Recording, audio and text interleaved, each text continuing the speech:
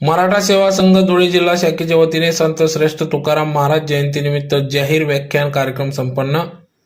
याबाबत वृत्त असे की आज दिनांक 2 फेब्रुवारी 2023 रोजी सायंकाळी 6 वाजता व्याख्याते प्राध्यापक डॉक्टर सदाशिव सूर्यवंशी यांचे संत तुकाराम महाराज जयंतीनिमित्त जाहीर व्याख्यान कार्यक्रम घेण्यात आला, ज्यात प्रामुख्याने जगद्गुरु संत श्रेष्ठ तुकाराम महाराज जयंतीनिमित्त सकाळी ठीक 8 वाजता गुरुशिष्य स्मारक या ठिकाणी अभिवादन पूजन कार्यक्रम घेण्यात आला। तदनंतर संध्याकाळी 6 वाजता व्याख्यान कार्यक्रम घेण्यात आला। या कार्यक्रमाप्रसंगी या ठिकाणी सुरुवातीला श्री छत्रपती शिवाजी महाराज, माता जिजाऊ यांच्या प्रतिमेचे पूजन करून या कार्यक्रमाची सुरुवात करण्यात आली। तदनंतर या ठिकाणी कार्यक्रमाच्या सुरुवातीला जिजाऊ वंदना घेत या ठिकाणी या कार्यक्रमाची सुरुवात झाली। तर या कार्यक्रमाप्रसंगी या ठिकाणी जिजाऊ ब्रिगेडच्या सुलभाताई कुवर, मराठा सेवा संघाचे जिल्हाध्यक्ष संदीप पाटील, मराठा सेवा संघाचे जिल्हा सचिव MS Patil, BA Patil, PN Patil, Dnyaneshwar Patil, Sanjay Patil, प्राध्यापक डॉक्टर गांगुडे, श्यामभाऊ निरगुडे, हेमंत बडक, महेश बागोल, प्राध्यापक VK बदाने, नूतनताई पाटील, स्मिताताई वाघ, सुधर्मा सोनवणे, चंद्रकलाताई पाटील, वसुमतीताई पाटील, सुनीताताई साळुंके, संत गाडगेबाबा प्रबोधन कक्षाच्या वैशालीताई पाटील, अर्चनाताई साळुंके आदी सर्व मान्यवर पदाधिकाऱ्यांच्या उपस्थितीत सदर व्याख्यान कार्यक्रम घेण्यात आले। तर यावेळेस या कार्यक्रमाप्रसंगी मोठ्या संख्येने समाज बांधव, विविध पदाधिकारी या कार्यक्रमाप्रसंगी उपस्थित होते। तर यावेळेस संत श्रेष्ठ तुकाराम महाराज यांच्या जयंतीनिमित्त जाहीर व्याख्यान प्राध्यापक डॉक्टर सदाशिव सूर्यवंशी यांनी आपल्या व्याख्यानातून या ठिकाणी सर्व मराठा सेवा संघाचे पदाधिकारी, नागरिक यांचे आपल्या या व्याख्यानातून नागरिक जनतेचे, श्रोतेगणांचे मने जिंकली। संत तुकाराम महाराजांची बीज आपण साजरी करत होतो। बीज म्हटली तर मृत्यूनंतरचा दुसरा दिवस आणि तो साजरा केला जात होता वर्षानुवर्ष। मराठा सेवा संघाने तो उत्सव करण्यापेक्षा देशात संत तुकाराम महाराजांची जयंती गेल्या 2-4 वर्षापासून मराठा सेवा संघाच्या माध्यमातून आपण साजरी करत असतो। तुकाराम महाराजांचे विचार जगात सर्वश्रेष्ठ आहेत।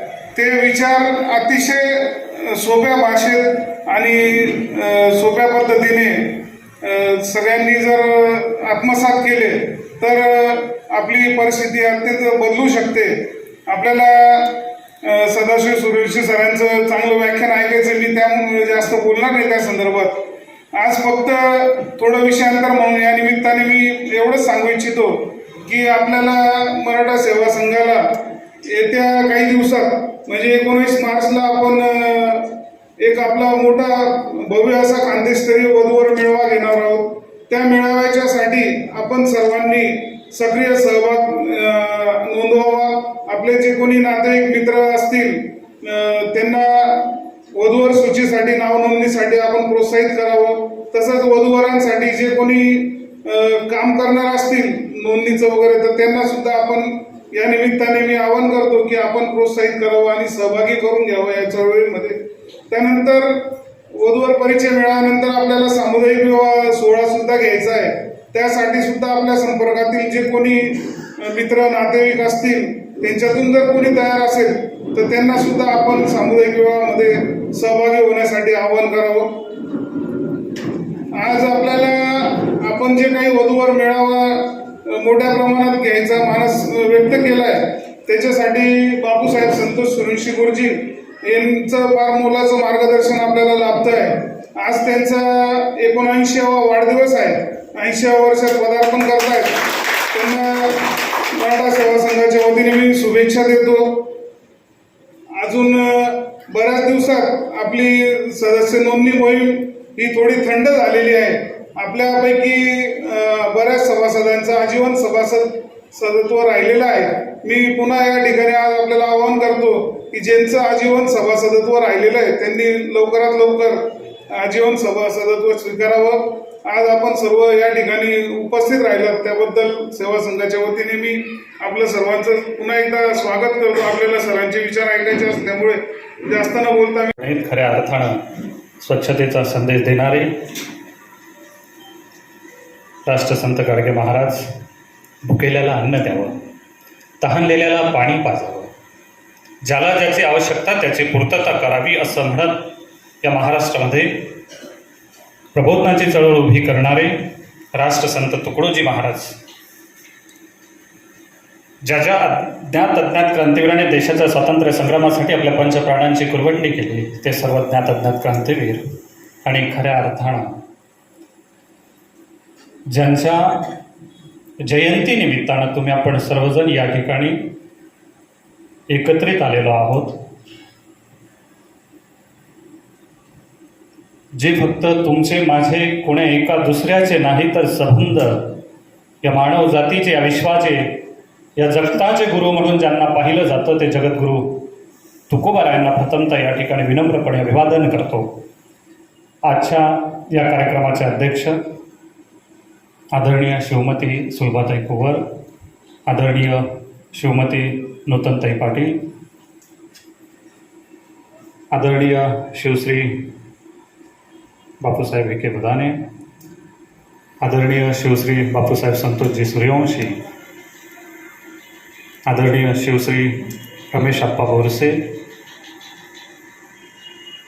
शिवश्री संदीपदादा पाटील, शिवश्री बापूसाहेब एस.एम. पाटील, या ठिकाणी उपस्थित सर्वच मान्यवर पदाधिकारी, मराठा सेवा संघाचे सर्व सन्माननीय सदस्य, भगिनींनो आणि भावांनो, तुकोबाराय खऱ्या अर्थानं कीर्तनातून, विचारातून सामान्य माणसाला मायबाप म्हणून ज्यांनी संबोधलं, मायबाप नावाची संकल्पना कीर्तनातून, अध्यात्मातून, वारकरी पंथामधून, वारकरी चळवळीतून ज्यांनी या देशाला दिली, रामकृष्ण हरी नावाची संकल्पना ज्यांनी एकत्रित पद्धतीनं बांधली, ही विचारांची मोठ बांधणारे जगद्गुरू तुकोबाराय यांचा आज जन्मदिवस, जगद्गुरू तुकोबारायांची जयंती, आणि या जयंतीच्या दिनी त्यांच्या विचारांचा जागर करणं, त्यांचे विचार आपल्या काळजात कोरून ठेवणं, आणि ज्या ज्या वेळेस आपल्याला जगामध्ये सत्य, सात्विक, समतेचं, एकतेचं, एकाग्रतेचं, बंधुभावाचं नातं जोपासावं असं ज्या ज्या वेळेस वाटेल, ज्या ज्या वेळेस विधायक काहीतरी व्हावं असं वाटत असेल, त्या त्या वेळेस हे काळजात ठेवलेले विचार आपण बाहेर काढावे आणि खऱ्या अर्थानं जगद्गुरू तुकोबारायांचा विचारांचा जागर, ही विचारांची शिदोरी, हा विचारांचा ठेवा, हा वैचारिक इतिहास, ही विचारांची बांधणी, मांडणी तुम्हा आपल्या सर्वांची, बहुजनांच्या लेकरांची एक जबाबदारी, आणि ती जबाबदारी म्हणून आपण ती पुढे न्यावी. खऱ्या अर्थानं हीच जगद्गुरू तुकोबारायांच्या जयंती दिनी आदरांजली ठरणार आहे. तुमचे आपले सर्वांचे पूर्वज आहेत.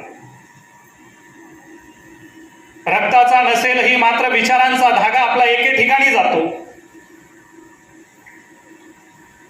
आणि जगद्गुरू तुकोबाराय नेमके कोण होते, काय होते, याची ओळख, याची प्रचिती आपल्या सर्वांना वाचनातून, ग्रंथांमधून, वेगवेगळे व्याख्यानं, वेगवेगळे विचार, वेगवेगळ्या विचारवंतांच्या परिभाषांमधून ती संकल्पना दृढ झालेली आहे.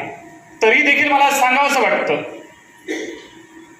तुकोबारायांच्या आठवे पूर्वज म्हणून ज्या विश्वंभर बाबांना ओळखलं जातं, त्याही आधीची परंपरा, विश्वंभर बाबांची आई त्यांना सांगतात, विश्वंभरा आपल्या पूर्वजांची परंपरा आहे. पंढरीच्या पांडुरंगाच्या दर्शनासाठी आपण जावं, ते विचार, ती सात्विकता आपल्या घरात, आपल्या परिसरात, आपल्या गावात, आपल्या महाराष्ट्र मुलखात पाळावी, ही आपली पूर्वपार चालत आलेली परंपरा आहे. आणि ती परंपरा पाळण्याचं काम विश्वंभर बाबा आणि त्यांच्या पत्नी अमाबाई करतायत. आठवे पूर्वज आहेत तुकोबारायांचे विश्वंभर बाबा. वर्षातनं एकदा वारी करावी, त्या वारीच्या वेळेस पंढरीला जावं, भगवान पांडुरंगाचं दर्शन घ्यावं आणि ती जी काही प्रसन्नता होते,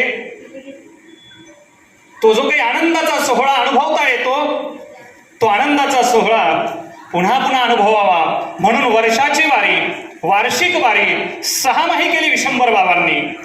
6 माहीवरती ते थांबले नाहीत. दर महिन्याच्या एकादशीला विश्वंभर बाबा पंढरपूरला जाऊ लागले. तरीही मन भरत नव्हतं, पंढरपुरातनं बाहेर निघावंसं वाटत नव्हतं. एकूणच सामाजिक जी काही परिस्थिती होती ती पाहिल्यानंतर मनःशांती मिळावी, मनाला आराम मिळावा, विचारांना आपली एक चांगली शांत अशी निवांत अशी प्रभूचरणी लीन होण्याची जागा मिळावी, या उद्देशानं ज्या महिन्याच्या गाठी एकादशीला विश्वंभर बाबा पंढरपूरला जात होते, त्यांची वारी पुन्हा पंधरवाड्यावरती आली. आणि दर 15 दिवसांना ज्यावेळी विश्वंभर बाबा त्या ठिकाणी पंढरपूरला जायचे, शेजारी पाजारी नातेवाईक आप्तेष्ट मंडळी त्यांना सांगू लागली, विश्वंभर बाबा तुम्ही जर दर 15 दिवसाला पंढरीला जाल तर तुमच्या व्यवसायाचं काय होईल, तुमच्या कुटुंब कबिल्याचं काय होईल. हा नित्यक्रम त्यांचा चालू होता. तुकोबरायांचे 8वे पूर्वज विश्वंभर बाबा, त्यांचा हा विषय चालू आहे. हे धागेदोरे ही मुळं इथपर्यंत 2, 4, 5 वर्षापर्यंत थांबत नाही, तर 8वे पूर्वज ज्यांचा हा इतिहास आहे पंढरपूरला जाण्याचा, पंढरपूरच्या पांडुरंगाचं, बहुजनांचं दैवत, बहुजनांचं आराध्य म्हणून ज्यांना संबोधलं जातं, त्या पांडुरंगाचे विचार, ती सात्विकता समाजामध्ये पसरावी, या ईर्ष्यानं, या भावनेनं, या उद्देशानं ज्यावेळेस विश्वंभर बाबा त्या ठिकाणी जातात, दर 15 दिवसाची वारी करतात, त्यावेळेस त्यांच्या व्यवसायामध्ये कुठेतरी तोटा यायला, नुकसान व्हायला सुरुवात झालेली होती. प्रकृती स्थिर नाहीये तरी देखील पंढरपूरला जाण्याची त्यांच्या जीवाची कासावीस होणारी ती परिस्थिती, जाऊ शकले नाहीत यावर्षी. आणि म्हणून मनातल्या मनात, विचारातनं खऱ्या अर्थानं जे मणी वसेल ते स्वप्नी दिसे असं आपण म्हणतो. आणि स्वप्नात त्यांना दृष्टांत झाला आणि त्यांना लक्षात आलं की प्रत्यक्ष आपण जरी पंढरपूरला जाऊ नाही शकलो तरी या ठिकाणी आपल्या भेटीसाठी भगवान पांडुरंग आपल्या गावात आलेला आहे, आपल्या या परिसरात आलेले आहेत. आणि तो दृष्टांत झाल्यानंतर त्यांना एक मूर्तीची प्राप्ती झाली असं म्हटलं जातं. त्या